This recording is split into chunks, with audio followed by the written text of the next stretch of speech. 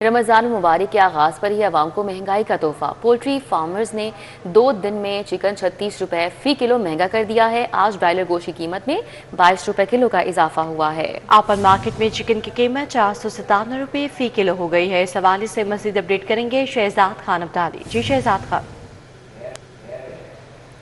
रमज़ान मुबारक के आगाज़ पर ही आवाम को महंगाई का एक तोहफ़ा दिया गया है और वो महंगाई का तोहफ़ा ये है कि गुज़श्ता 2 दिनों में ब्रायलर गोश्त की कीमतों में तकरीबन 36 रुपये फ़ी किलोग्राम का इजाफा देखा जा रहा है। आज की अगर हम बात करते हैं तो आज ब्रायलर गोश्त की कीमतों में 22 रुपये फ़ी किलोग्राम का एक बड़ा इजाफा देखा गया है। गुज़श्ता रोज़ 14 रुपये फ़ी किलोग्राम का इजाफा हुआ था और इन 2 दिनों को मिला के मजमूई तौर पर 36 रुपये फ़ी किलोग्राम ओपन मार्केट के अंदर जो ब्रायलर गोश्त है उसकी कीमतों में इजाफा देखा गया है। और अब चिकन गोश्त की कीमत जो है वो 497 रुपये फ़ी किलोग्राम की बुलंद तरीन सतह पर पहुँच के यानी 5वीं सेंचुरी तकरीबन मुकम्मल करने वाली है। जिंदा परार का जो फार्म रेट है वो आज 315 है, थोक में इसकी कीमत 329 है और परचून में इसकी कीमत 344 रुपये फ़ी किलोग्राम रखी गई है। और जो अंडे फार्मी है वो 236 रुपये फ़ी दर्जन की सतह पर मुस्तहकम है। ओपन मार्केट और रमज़ान बाज़ारों के दरमियान फ़र्क ये है कि रमज़ान बाज़ारों में ओपन मार्केट की निस्बत 14 रुपये फ़ी किलोग्राम मुर्गी जो है वो सस्ती दी जा रही है, लेकिन जब कीमतें बढ़ती चली जाती हैं तो फिर रमज़ान बाज़ारों के अंदर भी लामहला इसका इम्पैक्ट जो है वो आता है। 2 रोज़ पहले रमज़ान बाज़ारों के अंदर जो गोश्त की कीमत थी वो 460 रुपये थी, जिस वक्त ओपन मार्केट के अंदर जो 475 रुपये थी। तो आज ओपन मार्केट के अंदर 497 रुपये है, तो इसमें से आप 14 रुपये कम कर लें तब तो इतनी कीमत जो है वो रमज़ान बाज़ारों के अंदर आज चिकन की कीमत बन रही है। और सार्फिन जो यहाँ पर ख़रीदारी करने आ रहे हैं वो ये कह रहे हैं कि खुदारा रमज़ान मुबारक के दौरान तो जो चीज़ों की कीमतें हैं उसको कंट्रोल करें ताकि लोगों को सस्ती और म्यारी अशिया जो है वो मिल सके। ठीक है, बहुत शुक्रिया शहजाद। आज पहला रोज़ा है और मार्केट में सरकारी नरखों पर अमल दरामद नहीं हो सका। ओपन मार्केट में शहरी महंगी सब्जियां और फल खरीदने पर मजबूर हैं। फरीहा बतूल हमारे साथ हैं, रेट लिस्ट के हवाले से अपडेट कर रही हैं। जी फरीहा।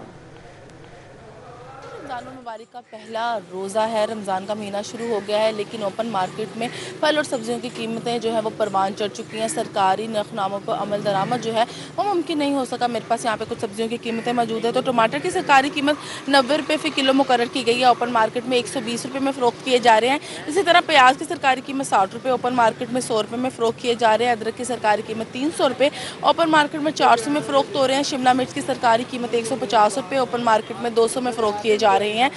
इसी तरह करेले की सरकारी कीमत 160 रुपये है, जबकि ओपन मार्केट में 220 तक फ़रोख्त हो रहे हैं। इसी तरह अगर हम बात करें फलों के हवाले से तो फलों की कीमतों में भी जो है वो इजाफा देखने को नज़र आ रहा है। सरकारी रेट और ओपन मार्केट में तकरीबन 50 से 100 रुपये का डिफरेंस देखने को नज़र आ रहा है। अमरूद की सरकारी कीमत 145 रुपये, ओपन मार्केट में 200 रुपये फ़ी किलो के हिसाब से फ़रोख्त किया जा रहा है। अनार की सरकारी कीमत जो है वो 630 रुपये सरकार की जानिब से मुकर्रर की गई है, लेकिन ओपन मार्केट में 800 से 850 में फ़रोख्त किया जा रहा है। खरबूजे की सरकारी कीमत 240 रुपये, ओपन मार्केट में 350 में फ़रोख्त हो रहा है। सेब की सरकारी कीमत 400 रुपये, ओपन मार्केट में 500 में फ़रोख्त किया जा रहा है। इसी तरह अंगूर की सरकारी कीमत 600 रुपये है, जबकि ओपन मार्केट में 800 में फ़रोख्त किया जा रहा है। ऐसे में आम आदमी सफ़ेद पोश सबका खासा परेशान है। उनका कहना है कि रमज़ान मुबारक का महीना है, हर घर में जो है वो सब्ज़ी और फलों का इस्तेमाल बढ़ जाता है। रोज़ाना की बुनियाद पर शहरी जो है वो फ्रूट चाट बनाना पसंद करते हैं। ऐसे में फलों की बढ़ती कीमतें मुस्तवस्त तबके को खासा परेशान कर रही है। उनका कहना है कि सरकारी रेट जो है उनको भी कम होना चाहिए और सरकारी रेट पर अमल दरामद के लिए प्राइस कंट्रोल कमेटियों को प्रॉपर चेक एंड बैलेंस रखना चाहिए ताकि शहरियों को सस्ती और मियारी सब्जी और फल मिल सके। जी फरीहा बतूल, अपडेट के लिए आपका शुक्रिया। माह रमज़ान के लिए पंजाब सहूलत बाजार अथॉरिटी के 23 बाजार फ़ाल किए गए, 10 सहूलत बाजार और 13 सहूलत ऑन दी गो कायम किए गए हैं। टाउनशिप सहूलत बाजार में शहरियों की खरीदारी के लिए आमद जारी है। 16 बुनियादी अशिया ज़रूरिया सरकारी नरखों से भी कम कीमत पर दस्तयाब है। इस हवाले से अपडेट करेंगे ताहिर जमील खान, वहाँ मौजूद है। जी ताहिर, बताएगा क्या क्या सहूलियात दी गई हैं? जी बिल्कुल, रमज़ान मुबारक की आमद के साथ ही पंजाब सहूलत बाजार अथॉरिटी के जो बाजार हैं वो भी फाल कर दिए गए हैं और इन्हें रमज़ान बाजार का अब दर्जा दे दिया गया है। ये 26 बाजार है जिसमें 16 सहूलत ऑन द गो और जबकि 10 बाजार सहूलत बाजार हैं। और इसमें जो शहरियों को सहूलत के लिए अब यहाँ पर 16 बुनियादी जो ज़रूरत की अशिया है, शेय खुरनोश है, उन पर सब्सिडी दी जा रही है और ये 10% तक है, जबकि मार्केट रेट यानी कि जो डीसी रेट है उससे भी 10% तक कम तक यहाँ पे अशिया दस्तयाब है। इस वक्त मैं सब्जी के एक स्टॉल पे सब्जी सेक्शन पर मौजूद हूँ, वेजिटेबल सेक्शन में। यहाँ पे अगर आप देख सकते हैं तो देखें आलू का जो सरकारी नर्ख है, जो डीसी रेट जिसे कहा जाता है, 22 रुपए है फी किलो, यहाँ आपको 20 रुपए में दस्तयाब होगा। इसी तरह प्याज 60 रुपए, लेकिन यहाँ आपको 58 रुपए फी किलो दस्तयाब होगा। टमाटर 90, लेकिन यहाँ 88 रुपए फी किलो आपको दस्तयाब होगा। यानी मार्केट में जो नर्ख है जिसपे डीसी रेट लिस्ट है, जो भी अमल दरामद कराना इंतजामिया के लिए एक चैलेंज होता है, लेकिन यहाँ पर उस डीसी रेट लिस्ट से भी सस्ती अशिया मिल रही है। इसी तरह शिमला मिर्च 150 यहाँ 148 में दस्तयाब होगी, खीरा 45 यहाँ 43, मटर 40 यहाँ 38। और ये चंद एक सब्जियां मैंने आपको मिसाल के तौर पे बताई है। यहाँ पे ऐसी बहुत सी अशिया हैं, अशिया खुरनोश, और इसमें आटा भी है। जैसे आटा मार्केट में 905 रुपए 10 किलो मिल रहा है, लेकिन यहाँ पे आपको 850 रुपए मिलेगा। इसी तरह चीनी है, खजूरें हैं, दालें हैं, सब्जियां हैं, फल है। तो ये तमाम यहाँ पे सहूलियात है। इसके साथ साथ यहाँ पे होम डिलीवरी की भी सहूलत मौजूद है। अगर आपको कैमरामैन अंजुम दिखा सके तो ये बाइक है जहाँ पर ये ऑर्डर लेती है कॉल पे, और उसके बाद शहरियों को इस बाइक के जरिए जो उनकी मतलूबा अशिया है उनका जो ऑर्डर होता है वो घर तक पहुंचाया जाता है। यहाँ पे होम डिलीवरी का एक स्टॉल भी कायम है और ये बाइक भी यहाँ पर कायम है, और इस बाइक के जरिए शहरियों को फराहमी के लिए घर तक सामान पहुंचाया जाता है। तो ये इस वक्त यहाँ पे सूरत हाल है। और यहाँ पे बुजुर्ग शहरियों के लिए, सीनियर सिटीजन के लिए भी यहाँ पर एक सेक्शन कायम किया गया है, जहाँ पे शहरी आके, बुजुर्ग शहरी आके यहाँ पर बैठ कर अपना ऑर्डर बता सकते हैं और सामान उनको यहीं पे ही फराहम कर दिया जाता है। जी ठीक है, बहुत शुक्रिया। हमारे साथ ताहिर थे, आगाह कर रहे थे। शादमान सहूलत बाजार में रमजान निगहबान बाजार सजा दिया गया है। रमजान निगहबान बाजार में जिले इंतजामिया के ताउन से स्टॉल्स लगाए गए हैं। रमजान सहूलत बाजार में सीनियर सिटीजन के लिए कैंप भी लगाया गया है। मजीद बात कर लेते हैं इस हवाले से उस्मान खादिम कम्बो से। जी उस्मान, कैसे इंतजाम है यहाँ पर? मैं इस वक्त शादबान के सहूलत बाज़ार में मौजूद हूँ। यहाँ पे रमज़ानुल मुबारक की मुनासबत से रमज़ान निगहबान बाज़ार जो है वो सजाया गया है। सहूलत स्टॉल सजाए गए हैं जहाँ पे अशियाई ज़रूरिया डीसी रेट से भी कम कीमत में दस्तयाब है। शहरी यहाँ पे आ रहे हैं, सब्जियों, फलों समेत गोश्त और चीनी, आटा, दालें, सब कुछ उन्हें सरकारी रेट लिस्ट से भी कम कीमत में यहाँ पे फराहम किया गया है। इसके अलावा सीनियर सिटीज़न स्टॉल्स भी यहाँ पे कायम किया गया है, जहाँ पे सीनियर सिटीज़न आ सकते हैं, अपना ऑर्डर नोट करवाएंगे, उन्हें सीनियर सिटीज़न स्टॉल के अंदर तमाम ऑर्डर, तमाम अशिया फराहम की जाएंगी, उन्हें एक एक स्टॉल पे जाना नहीं पड़ेगा। इसके अलावा फ्री मेडिकल कैंप का भी इनेकाद किया गया है। क्लिनिक ऑन व्हील्स की सहूलत यहाँ पे दी गई है। बेसिक OPD मौजूद है, फ्री मुआयना किया जा रहा है आने वाले आम शहरियों और ख़रीदारों का, और उन्हें फ्री मेडिसिन भी दी जा रही हैं। अगर बाज़ार की बात की जाए इनके रेट्स की, तो लहसुन सरकारी रेट 530 रुपये फ़ी किलो है, जबकि यहाँ पे रमज़ान निगहबान बाज़ार में 525 रुपये फ़ी किलो में दस्तयाब है। टमाटर सरकारी रेट 90 रुपये की बजाय 88 रुपये फ़ी किलो में दस्तयाब है। ब्रायलर गोश्त की सरकारी कीमत 497 रुपये फ़ी किलो मुकर्रर की गई, लेकिन निगहबान बाज़ार में 482 रुपये फ़ी किलो में ये गोश्त भी दस्तयाब है। मटन की सरकारी कीमत 1600 रुपये किलो है, जबकि निगहबान बाज़ार में 1550 रुपये फ़ी किलो में मटन दस्तयाब है। बेसन सरकारी रेट 250 की बजाय 245 रुपये फ़ी किलो में दस्तयाब है। दाल माश सरकारी रेट 410 की जगह 226 रुपये फ़ी किलो में दस्तयाब है। इसी तरह बचत बाज़ार में चीनी 140 रुपये किलो में फ़रोख्त की जा रही है, और आटा सरकारी रेट 905 रुपये की बजाय 850 रुपये फ़ी किलो में यहाँ पे दस्तयाब है। शहरियों की बड़ी तादाद रमज़ान के पहले रोज़ ही निगहबान बाज़ार पहुँच रही है, यहाँ पे ख़रीदारी कर रही है। गोश्त भी ख़रीदा जा रहा है, सब्जियां, दालें, बेसन, आटा, चीनी, हर चीज़ यहाँ पे वाफर मिकदार में मौजूद है, और शहरी इस बचत से फ़ायदा उठा रहे हैं, डिस्काउंट से फ़ायदा उठा रहे हैं, और बड़ी तादाद में यहाँ पे आके रमज़ान के लिए रोज़मर्रा की जो अशिया है उनकी खरीदारी कर रहे हैं। जी उस्मान खातिम, अपडेट के लिए आपका बहुत शुक्रिया। ग्रैंड अलायंस का माह रमज़ान में भी धरना जारी है। मुलाजमीन का पेंशन बहाली, लीव इनकैशमेंट, कॉन्ट्रैक्ट मुलाजमीन को रेगुलर करने का मुतालबा सामने आ रहा है। मज़ीद क्या मुतालबात हैं, बताएंगे कैसर खोकर। श्री कैसर खोकर, बताइएगा। के बाहर ग्रैंड अलायंस के तहत धरना जारी है। 2 दर्जन के करीब मुलाजमीन जो है वो धरना दिए हुए हैं, रोड ब्लॉक किया हुआ है, और इन मुतालबात का माह रमजान शुरू हो चुका है, लेकिन इनका कहना है कि जब तक इनके मुतालबात पूरे नहीं होते ये अपने मुतालबा, अपने मुजाहरा जो है जारी रखेंगे।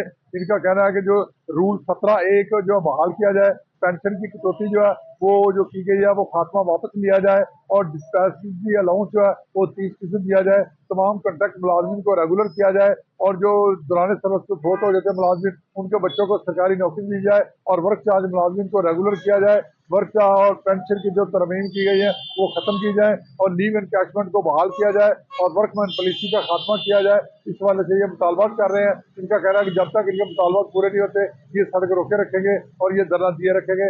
इस वक्त ये सेक्शन के बाहर ये धरना देकर बैठे हुए हैं सड़क पर और इनका ये मुतालबात है कि इनकी हुकूमत तो इनके साथ मुदाखलत करे और इनके मुतालबात पूरे करे। जी ठीक है, बहुत शुक्रिया। कैसर खुखर। वफाकी हुकूमत का बिजली चोरी और खसारे पर काबू पाने के लिए बड़ा फैसला। बिजली चोरी लाइन लॉसेस के लिए बैन अवी थर्ड पार्टी स्टडी करने की हिदायत की गई है। मजीद बात करेंगे, शाहिद नदीम सिप्रा हमारे साथ हैं। जी शाहिद सिप्रा, आगाह कीजिएगा। जानिब से लाहौर इलेक्ट्रिक सप्लाई कंपनी में बिजली चोरी और लाइन लॉसेस पर काबू पाने के लिए बड़ा फैसला सामने आया है कि नेपरा ने लेस्को को चीफ एग्जीक्यूटिव ऑफिसर को एक मरासला अरसाल किया है, जिसमें यह कहा गया है कि कंपनी के ट्रांसमिशन और टेक्निकल लॉसेस की थर्ड पार्टी इवेल्युएशन करवाई जाए और ये बैनुल अक़वामी सतह पर करवाई जाए। ने ये बताया है कि ओवर बिलिंग की वजह से कंपनी के लाइन लॉसेस में इजाफा हुआ था और बाज़ मकामात पर टेक्निकल लाइन लॉसेस का भी सामना रहता है, क्योंकि पोसीदा सिस्टम की वजह से भी कंपनी को खसारा बर्दाश्त करना पड़ता है। तो नेपरा ने मरासला के जरिए लेस्को को तंबीह की है कि बैनुल अक़वामी सतह पर थर्ड पार्टी स्टडी करवाई जाए। अगर लेस्को इसमें नाकाम ठहरती है तो नेपरा की जानिब से लेस्को को फराहम करदा जो लाइन लॉसेस के मुकर्ररा आदाफ है इनको तब्दील किया जाएगा। अगर तब्दील करने की सूरत में वो टारगेट्स अचीव करना होंगे। दूसरी जानिब अगर थर्ड पार्टी वैल्यूएशन या स्टडी सामने आ जाती है तो उसकी बुनियाद पर नेपरा की जानिब से लेस्को के लाइन लॉसेस के जो टारगेट्स हैं इनको रिवाइज किया जाए। बुनियादी तौर पर इस स्टडी का मकसद ये है कि लेस्को में जो लाइन लॉसेस से खसारा है उसको सामने लाया जा सके और उसके बाद मजीद टारगेट्स आगे देकर कंपनी में होने वाला जो खसारा है उस पर काबू पाया जा सके।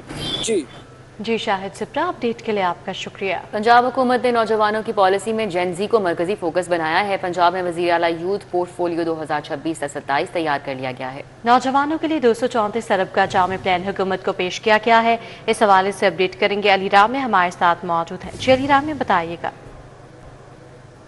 हुकूमत पंजाब ने अपने जो यूथ पॉलिसी है उसमें जेन-ज़ी को बाकायदा फ्रेमवर्क में शामिल किया गया है और हुकूमत का फोकस ये है कि जेन-ज़ी के लिए नए मौके और उनको ख़ास तौर पर नए जो पैरामीटर्स के तहत उनकी तरबियत जो है वो की जाए।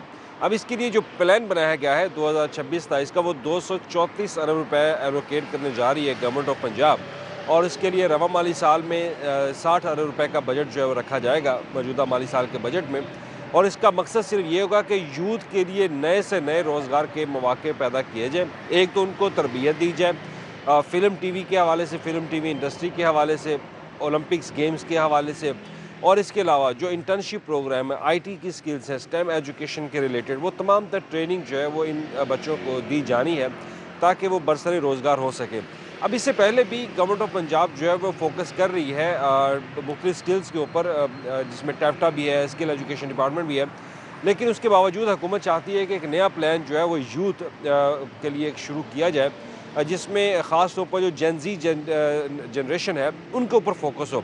उनके माइंडसेट को पढ़ने के बाद उनके माइंडसेट के मुताबिक उनको चीज़ें जो है वो प्रिपेयर करके जाएँ कि वो क्या चाहते हैं, तो उनके मुताबिक ये प्लान तैयार हो। अब उसका फ्रेमवर्क हुकूमत पंजाब को जो है वो पेश कर दिया गया है। अब इसकी हुकूमत मंजूरी देगी और इसमें कुछ तब्दीलियाँ जो है वो भी लाई जा सकती हैं। तब्दील लाने के बाद इसको मज़ीद मुफस्सल बनाया जाएगा कि नई जो यूथ है उसको कैसे हैंडल किया जाए, उनको कैसे रोजगार के मौके दिए जाए ताकि वो इज्जत से इस बहुत शुक्रिया अली राम। ऑस्ट्रेलिया में कौमी हॉकी टीम की नाकिस रिहाइश और खुराक, सदर हॉकी फेडरेशन मीर तारिक हुसैन बुगटी का मुस्ताफी होने का फैसला। मजीद बात कर लेते हैं इस पर। हाफिज शहबाज अली हमारे साथ हैं। जी हाफिज शहबाज, आगाह कीजिएगा। हाँ जी बिल्कुल, जो ऑस्ट्रेलिया में मामला पेश आए हैं उसके बाद जो मामला सामने आया तो पाकिस्तान हॉकी फेडरेशन के सदर मीर तारिक हुसैन बुगटी ने मुस्ताफी होने का फैसला कर लिया है। अब से कुछ देर बाद वो प्रेस कॉन्फ्रेंस कर रहे हैं। आगामी प्रेस कॉन्फ्रेंस में वो तमाम तरह हक़ाइक़ जो है वो कौम के सामने रखने के बाद अपने इस्तीफे का बाज़ाब्ता ऐलान करेंगे। इसके साथ साथ हम ये भी बताते चले कि पाकिस्तान हॉकी फेडरेशन के सेक्रेटरी जनरल ओलंपियन राना मुजाहिद अली खान ने भी मुस्ताफी होने का फैसला किया और दोनों अहदेदारों ने अपना जो इस्तीफा है वो पाकिस्तान स्पोर्ट्स बोर्ड के DG और चीफ फाइनेंशियल ऑफिसर जो है उनको हटाने का मुतालबा किया है। साथ ही हुकूमत से क्योंकि कहना है कि तमाम तर मामला की जो जड़ है वो दोनों हजरात हैं। तो उसके साथ उन्होंने ये मशरूत किया है कि ये दोनों हजरात भी जो हैं इनकी अपने इस्तीफे जो हैं हुकूमत को जमा करवाएंगे। इसके साथ साथ पाकिस्तान हॉकी फेडरेशन ने कौमी हॉकी टीम के कप्तान अम्माद शकील भट्ट जिन्होंने कायदे ज़वाबित की पाबंदी की खिलाफ वर्जी की थी, उसके ऊपर भी दो साल की जो पाबंदी लगाने का फैसला किया और अम्माद शकील भट्ट पर पाबंदी का ऐलान पाकिस्तान हॉकी फेडरेशन के सदर 20 तारीख भुगती करेंगे। अब तक के इतलात के मुताबिक दोनों जो पाकिस्तान हॉकी फेडरेशन के अहदेदार हैं, आला अहदेदार सदर और सेक्रेटरी, वो उन्होंने अपने इस्तीफे जो हैं वो आला हुकाम को भिजवा दिए हैं। और अब से कुछ देर बाद जो प्रेस कॉन्फ्रेंस है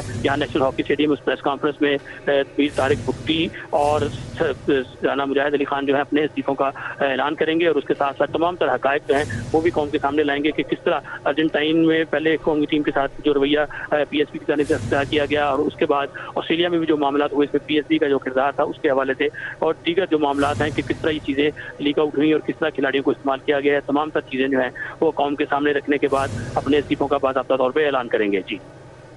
जी हाफिज शहबाज, अपडेट के लिए आपका शुक्रिया।